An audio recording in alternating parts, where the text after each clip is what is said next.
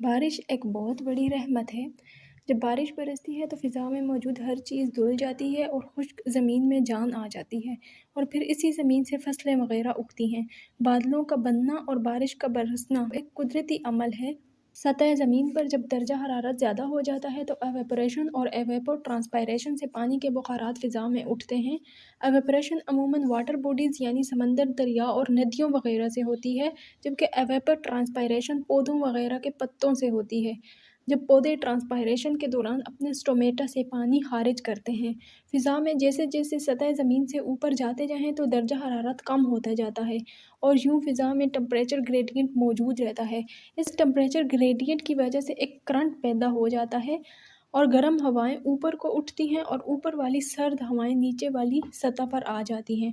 جب نیچے والی پرنم گرم ہوا اوپر جا کر ٹھنڈی ہو جاتی ہے تو پانی کے بخارات اس میں کنڈینس ہو جاتے ہیں، اور چونکہ ٹھنڈی ہوائیں اپنے اندر پانی کے زیادہ بخارات نہیں رکھ سکتی تو پانی کے بخارات ہوا میں موجود ڈسٹ پارٹیکل کے اوپر کنڈینس ہو جاتے ہیں، اور اس طرح ڈسٹ پارٹیکل کے ارد گرد ایک چھوٹا سا ڈراپلیٹ بن جاتا ہے، اور جب اسی طرح کے بلینز قطرے اکٹھے ہو جاتے ہیں تو ایک ویزیبل کلاؤڈ بناتے ہیں۔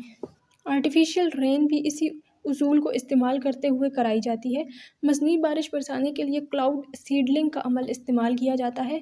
اس عمل کے دوران کچھ خاص کیمیکلز جیسے کہ سلور آیوڈائڈ، پوٹاشیم آیوڈائڈ یا پھر ڈرائی آئس یعنی سالڈ کاربن ڈائی آکسائڈ کو بادلوں کے اوپر ایئر کرافٹ، میزائل یا راکٹ وغیرہ سے اسپرے کیا جاتا ہے۔ ان خاص کیمیکلز کو اس لیے استعمال کیا جاتا ہے کہ ان کے کرسٹل سٹرکچر بالکل آئس کے کرسٹل سٹرکچر کی طرح ہوتا ہے، اور یہ کیمیکلز ہائیگروسکوپک ہوتے ہیں یعنی پانی کے بخارات کو جذب کر لیتے ہیں۔ چونکہ سوڈیم کلورائڈ بھی ہائیگروسکوپک ہوتا ہے، اس لیے سوڈیم کلورائڈ کو بھی ہم کلاؤڈ سیڈلنگ کے لیے استعمال کر سکتے ہیں۔